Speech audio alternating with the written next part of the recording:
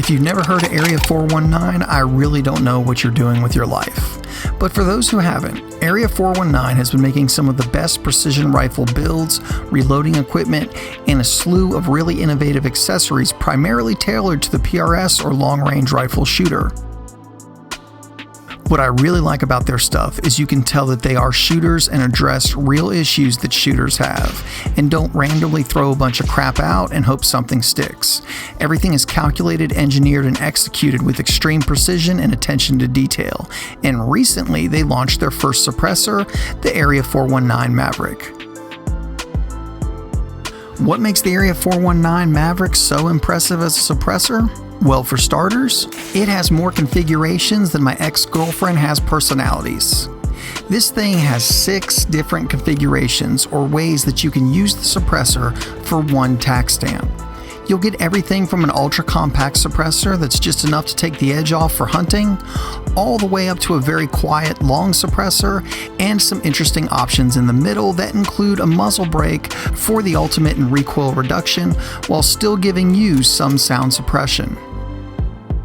This is a really amazing package and offering. While it does probably cater more to the precision rifle guy, the Maverick as a package has configurations that will work great for the hunter or the guy who just wants a really quiet suppressor, all in one package, and most importantly, with one tack stamp. On top of that, it works with the Area 419 Hellfire mounting system. This system is one of the most impressive mounting systems available today. I get to shoot a lot of cans in a lot of different mounting systems, and I'll be honest, I typically stick with the Dead Air Chemo and the Q Cherry Bomb.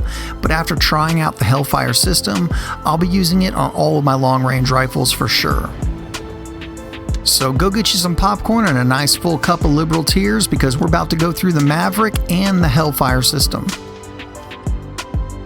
Muzzle brakes are atrociously loud. There's nothing I hate more than when I'm shooting suppressed and a guy shows up at the range with some absolutely vicious muzzle brake. Not only are they loud, but they also give the shooter a concussive blast every time they fire the rifle. That blast, along with being irritating, can also be bad for the shooter if there is enough exposure. On the positive side, muzzle brakes kill the recoil and allow the shooter to greatly control the muzzle of the weapon, allowing for quick follow-up shots. Suppressors also reduce recoil, not as much as brakes, but they do reduce it. They also turn their recoil impulse into more of an elongated push rather than one quick sharp blast. This recoil impulse isn't usually desired by competition shooters because they can't get the follow-up shots off as quickly. Suppressors also make shooting much more enjoyable by lowering the sound signature from the gunshot and eliminating the concussive blast from the muzzle brake. What if there was a way to combine the positive attributes of both the suppressor and the muzzle brake into one unit? This configuration of the Maverick is very unique because you'll get very impressive, noticeable, and drastic recoil reduction, very similar to that of the Area 419 muzzle brakes, while getting some noticeable sound reduction. It's kind of like the best of both worlds. When you get the Maverick, it comes in this really nice case with all the modules laid out inside. You'll immediately notice something about Area 419 products: the very evident attention to detail. From the little things like the bicolor foam in the case to the absolutely exquisite machining in all the parts. The whole presentation radiates quality that is sometimes lost in a simple picture you may have seen on the internet. Inside the case, the middle section is the part that is actually going to attach to your rifle and the Hellfire mounting system.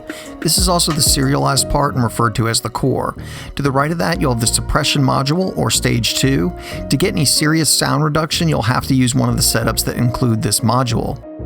On the left, you'll have the muzzle brake and one additional expansion chamber that can be used to achieve a little extra expansion of the gases, and this is referred to as stage 1. The Maverick is 1.72 inches wide, can range from 4 inches all the way up to 9 inches in length, and weigh from 7.3 ounces up to 15.2 ounces. In a minute, we'll discuss all the different configurations and put the length and weight of each on the screen so you can get a better idea. The majority of the can is constructed out of titanium to maintain the extremely light weight in relation to size, the exception being the brake made out of stainless steel, and I'll show you why in a little bit. There There are a lot of pieces and they all mate together with tapers, allowing perfect alignment every time. Everything is also left-hand thread so that you won't loosen the muzzle device from your barrel when removing the suppressor. And everything is PVD coated. Again, I just have to say the attention to detail and the machining is just superb. The way everything threads together is just so perfect. I know that may sound insane, but you almost need to get hands-on with this thing to really appreciate it. Like I mentioned, there are 6 configurations for the Maverick. The first one is really small and consists of only the core with nothing else. You can shoot it like this, and it will give you some very minimal suppression of sound and blast, but not much more than that.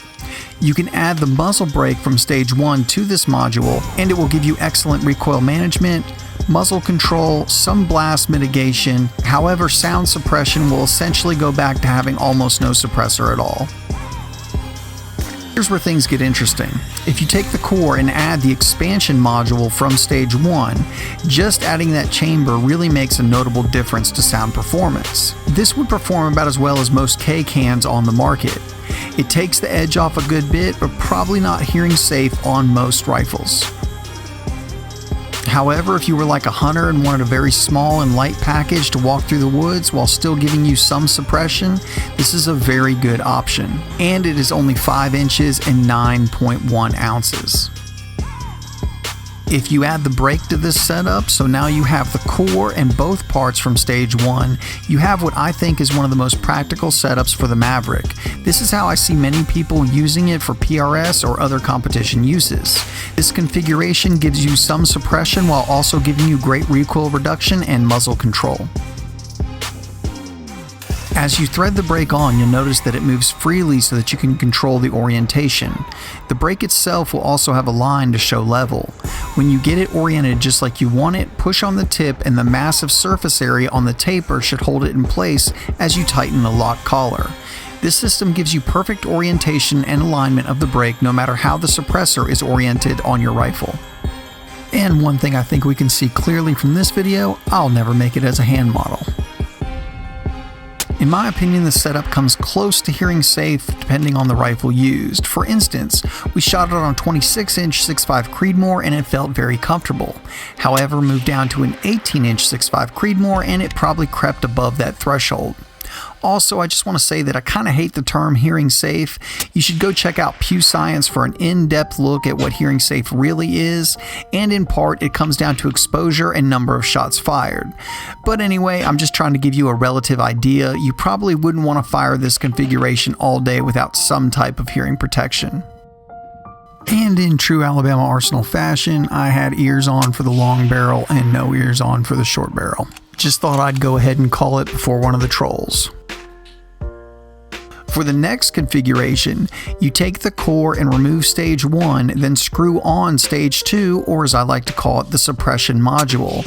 This is where things start to get really quiet. In this setup, it is very comfortable to shoot on any platform we tried it on, and this is my other favorite configuration for the Maverick. The final configuration is taking the core, the expansion chamber from stage 1, and then stage 2. This is the largest and quietest configuration of the Maverick. In this configuration, the Maverick is a very quiet suppressor, comparable to many of the top performing suppressors available. I hope that all made sense. The Maverick is a more complicated suppressor than most, but that complexity does give you a lot of configurations and different uses.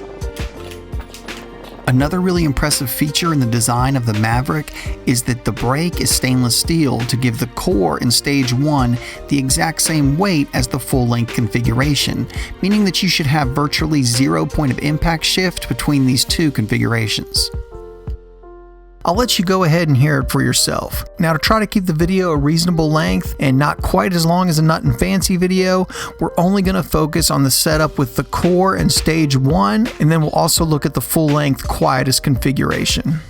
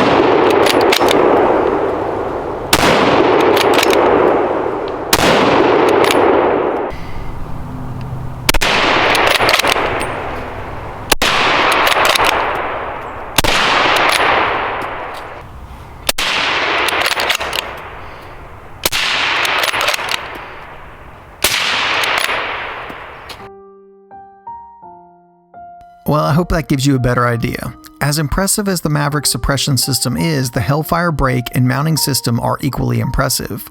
First thing you do is install the small universal adapter to the threads of your rifle. The end of the adapter has flats that will fit into a 5/8 wrench or socket. Notice that the universal adapter's mating surface is at a taper to better help align and hold concentricity with anything you attach to it. You'll also notice, as with any taper mount, that the threads behind the taper are kept clean. To attach a Hellfire brake, just start threading on the brake. There are left-hand threads so that when you're removing the brake or suppressor from the universal adapter, it is opposite the rifle threads, meaning the adapter will never come off and end up caught in the suppressor. So when removing a brake or the Maverick suppressor from the Hellfire system, you are essentially always tightening the adapter onto the rifle. Opposing thread patterns are always a very good idea when it comes to suppressor attachment. As you thread on the brake, you'll notice that it moves freely so that you can control the orientation. The brake itself will also have a line to show level and a mark at the top to show the top of the brake. When you get it oriented like you want it, just push on the tip, and the massive surface area on the taper should hold it in place as you tighten the lock collar. This system gives you perfect orientation and alignment of your muzzle device with no shims that can cause stacking and poor alignment. This is pure genius. When you want to install a suppressor, just loosen the locking collar and remove the brake and screw on the suppressor. Just remember, in this case, it's lefty tighty and righty loosey. Now here's some more cool things about the Hellfire mounting system. All you guys out there with odd thread patterns who cry because whatever massive company you're thinking of won't make your thread pitch, Area 419 probably makes it. And yes, that includes 18x1 for all you Steyr guys I always talk to. Think the Hellfire system is really cool but not sure you need another suppressor? Area 419 makes an adapter that fits into the back of the standard rear thread 1 3/8 by 24. So that's going to cover a whole ton of cans, from the Silencer Co Hybrid, Rex Silentium cans, and this Dead Air Nomad TI can all work with the Hellfire system. They even make an adapter for the Sandman series of cans that allows them to be used with the Hellfire system, making the Hellfire the only other system that I'm aware of that you can use with the Sandman. Area 419 even makes suppressor covers for the Maverick because, let's face it, it's got some unique sizes.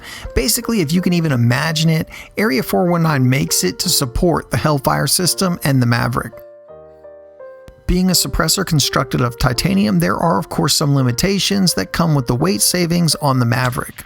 Basically, you can use it on 5.56 rifles with 16-inch barrels or greater, 308 barrels 20 inches or greater, then according to Area 419, any other short action cartridge with barrels over 22 inches. I think those guidelines are staying on the extreme safe side. We did use it rather extensively on an 18-inch 6.5 Creedmoor, and everything seemed perfectly fine. But it is safe to say you wouldn't want to do anything too stupid with the Maverick. No short barrel 5.56s and no long action calibers like 300 Win Mag or 300 PRC. Area 419 has done some amazing things with the Maverick, and while it may not be for everyone, the people that it is built for will greatly appreciate this offering that covers so many bases in one nice, neat, concise package. I personally really like the recoil management and the suppression of the Maverick in the longer configuration with the brake. And you know I'm a fan of either of the configurations with the suppression module. In the long configuration, the Maverick is very quiet. Maybe not quite as quiet as some of the quietest cans that we've tested, but I will say it is quieter than the majority of the cans available. I think anyone would be very impressed with the suppression in either of the long configurations. It is rather extraordinary that Area 419 has given you so many configurations that cover so many bases in one offering with one tax stamp. You can put the muzzle brake on it, take it out for a PRS match or some long range shooting. You can make it nice and compact for a hunting trip, or you can make it really long and really quiet to impress your friends for a weekend trip to the range. Guys, as always, thank you so much for watching. And I know some of you are chomping at the bit and probably already left comments. Yes, I know the SIG Cross was recalled. Yes, I saw the Nut and Fancy video. No, I could not replicate his results. And I have had no problems out of my SIG Cross after several hundred rounds. But I will be sending mine in for recall. And all the segments in this video were filmed before the recall was announced. Guys, if you're not subscribed, go ahead and hit that subscribe button right now. As always, we've got some really big reviews coming that you won't want to miss. If you want to know what those reviews are way before they hit the YouTube channel, check us out on Instagram, Facebook, and Parler. There you can see what's being reviewed in real time. And guys, if you like the content here on Alabama Arsenal, consider becoming a Patreon. Let's face it, ammo isn't cheap right now and it's hard to come by, so we need all the support we can get. Every little bit helps and is greatly appreciated. There is also Alabama Arsenal gear available right below the video if you want to go out and represent. And as always, guys, thank you so much for watching.